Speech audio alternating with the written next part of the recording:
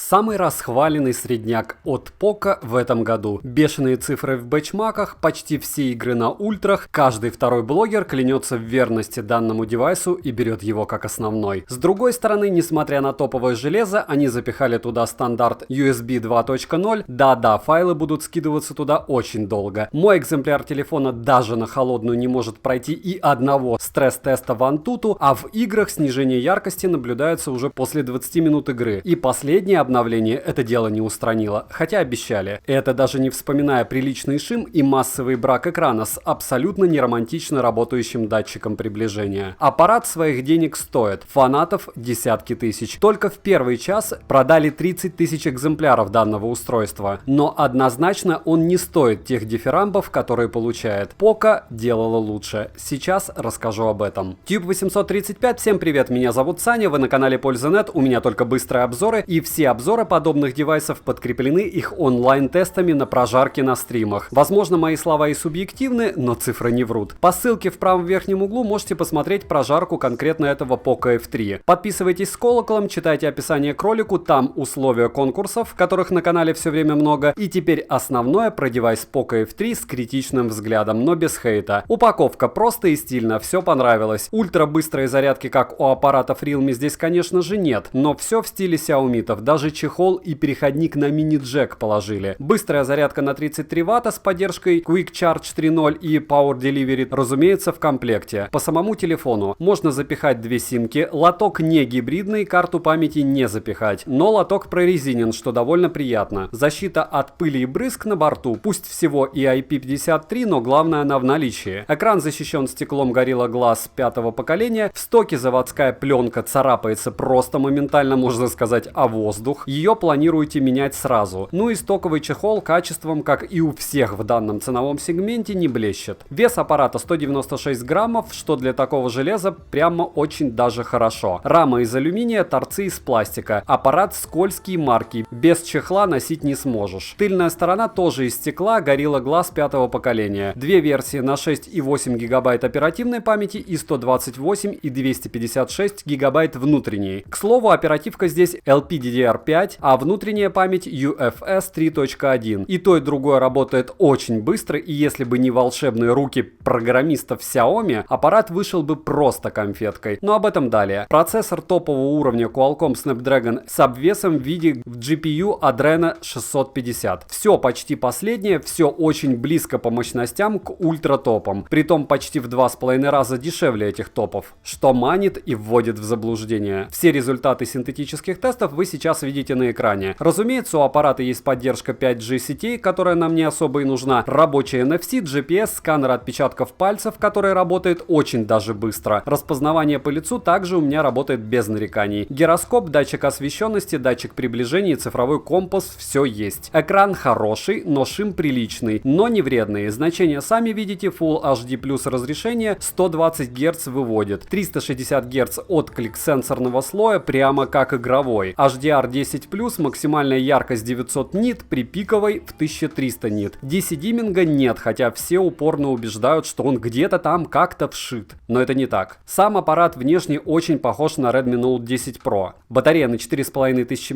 мАч, заряжается до сотки за 55 минут с нуля, до 70% за 35 минут, за первые 15 минут зарядки заряжается на 36%. После Realme как-то долго, но в принципе нормально. Игры поедают примерно 20% в час, если играть непрерывно, потом поедает в час больше аппарат. 17 часов YouTube при воспроизведении по Wi-Fi вывозит, притом в тесте PCMark аппарат показывает очень серьезные 9 часов автономности с хвостиком. Это прямо хорошо. При активном использовании на день его хватает. В играх греется просто люто. Айфоны, Samsung и LG тоже косячили, сбрасывая яркость, но это было давно. Их бы с таким браком я бы точно не покупал. После последней обновы яркость сбрасывается после 30 минут игры в танке на максимальной графике. Раньше сбрасывалось через 20 минут. Падение примерно 50 кандел. Для меня это ощутимо, но есть те, кто это дело вообще не замечает. Но это если вы не выкручиваете яркость на максимум. Проще 30 минут в тяжелую игруху вы получите печку в 43 градуса. К слову, мой новый OnePlus 9 Pro греется так же, если не сильнее. Но стресс-тест в покое он пройти способен. Этот нет. Geekbench, 3D Bench и остальные прелести с попугаями в Antutu радуют глаз люто. Но про User Experience, к сожалению, это этого я сказать не могу. Датчики приближения при отклонении от вертикального положения в пространстве не работают. Некоторых это бесит, мне лично все равно. Вибра абсолютно обычная. Я не знаю, что именно особенного в нем нашли, хотя вполне возможно я просто заелся флагманами, там вибра совсем другое. Стерео с Dolby Atmos изменения есть, лучше, чем в линейке Redmi, но божественного звука вы тоже не услышите, обычный средняк. Нет мини-джека, датчика глубины у камеры нет, что многих радует, но по мне вырезали они его зря. А в целом, шел 2021 год, люди все еще учились отключать режимы ограничения в MIUI, чтобы телефоны не лагали при играх. Стресс-тест конкретно мой экземпляр девайса в Antutu не может пройти даже на холодную уже неделю. Особо мне понравился один из комментариев в бесконечной ветке с перечнем косяков, которые всплывают в данном девайсе на 4 PDA. Если не хотим падения яркости, то не используем игровой режим. Следовательно, будут просадки по FPS. И наоборот, нужны стабильные FPS, используем игровой режим, миримся с падением яркости. Это было 28 февраля. Это неплохо. И притом таких видов лечения для Poco F3 просто море, и часть из них сами себе противоречат. Девайс по спекам просто огонь. AMOLED 120 Гц это круто, а вот серьезный шим без DC-димминга в девайсе это нехорошо. Супер быстрая память, неплохая камера, но очень много брака экрана, конкретно засветов. Огромная комьюнити фанатов, которые за критику этого девайса готовы отправить вас к праотцам. А главное, за эти деньги такого железа не найти. И такое количество микролагов тоже не найти, которые в идеале для обычного пользователя не важны. Но гик будет их преодолевать как задание в квесте. К слову, я вроде бы обычный пользователь, но если честно, сброс яркости на меня влияет очень негативно, и мне он заметен. Как говорится, через терник к звездам. Мне телефон зашел, но не для себя. Идеальный подарок для наказания друга, который вас местами бесит. Продуман даже Always on Display. Со временем картинка перемещается по экрану, чтобы не выгорали пиксели. Зум-микрофон — это чистой воды копия с топовых флагманов, и работает он здесь не фонтан. Оптической стабилизации, конечно же, нет. После последнего обновления у многих пользователей, в том числе и у меня, упала скорость работы Wi-Fi. Как это связано с обновой, я вообще не понимаю. Always on Display высаживает батарею очень быстро, так что если вы захотите все время видеть время,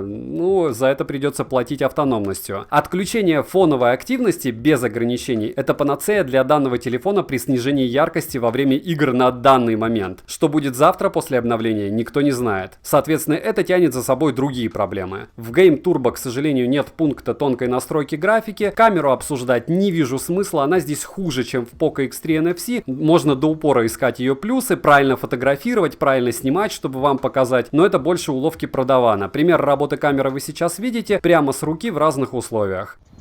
Poco F3, стоковая камера, съемка с двух рук, стараюсь делать это плавно и вроде бы снимает неплохо, хотя ожидалось, что будет намного хуже. Последняя прошивка, может быть, даже что-то поменяла, правда, со светом вы сами видите, какая-то легкая беда. Посмотрим, как он будет снимать с двух рук в движении. Притом это 4К 30 FPS, и я бы не сказал, что я иду прямо гладко. Я иду довольно не гладко. Так, автофокус. Дерево. Дерево. Дерево. Нитка. Нитка, нитка, нитка, нитка. Нет, сам он, наверное, не зацепит. Помогу ему. Нитка. Дерево. И все. Примерно так он будет снимать. И я не считаю, что это плохо для такой камеры. В принципе, для этого сенсора неплохо. Давайте еще X8 попробуем. Ага. X6 максимум на 4К 30 FPS. Здесь, как и у дорогих трубок, и у дешевых трубок, вот там в кустах ходят такие мыло лютое. Вам оценивать, насколько хороша или плоха эта камера, конечно, из-за камеры данный телефон покупать не стоит, а все остальное вы, я думаю, и так уже слышали и знаете. Poco F3, идеальная погода, солнце прямо в глаза, и вот так у него будет снимать фронталочка, если не спеша снимать на одну руку. Poco F3 пример работы фронтальной камеры. Мурино, Ленинградская область, солнечно. Солнечно так, что можно носить даже солнцезащитные очки. И вот сейчас в движении вы видите, как с руки я себя снимаю. По мне слишком много белого, но картинку. Нет, мылит. Ха-ха-ха, мылит. Ну ничего. Ничего особо от него и не ожидалось. Вот так он будет вас снимать, если снимать себя спокойно. И так он будет записывать звук, если ветра практически нет. Цена по ссылке в описании к видео в районе $350. Иногда он продается дороже, иногда дешевле. На старте продаж цены были вообще блеск. Если будут на него промики, скину в мой телеграм-канал со скидками по ссылке в прикрепленном комментарии. Правда, мои именные промики часто копипастят, но первыми они появляются у меня. Замечали же? Польза.нет и дальше буковки. Много у кого. Резюмирую, все, кто хотели этот девайс, уже купили. Альтернатив за те деньги, что за него просят, в нашем ритейле просто море. Начиная от Realme X3 Zoom и заканчивая Honor с Google сервисами на том же Тмоле. Надеяться, что Xiaomi допилит прошивку, как всегда, стоит. Но когда они это сделают, скорее всего, выйдет уже следующий Poco, если не два новых. Тем более Poco вроде бы уже не Xiaomi. И уже новый аппарат они уже презентовали. Ставьте лайк за труды. Следующий обзор или на квадрокоптер от Xiaomi, или на новые беспроводные наушники от топового бренда. Спасибо за просмотр. Девайсу да или нет, Польза.нет даст ответ. Добра и удачи вам, дорогие друзья.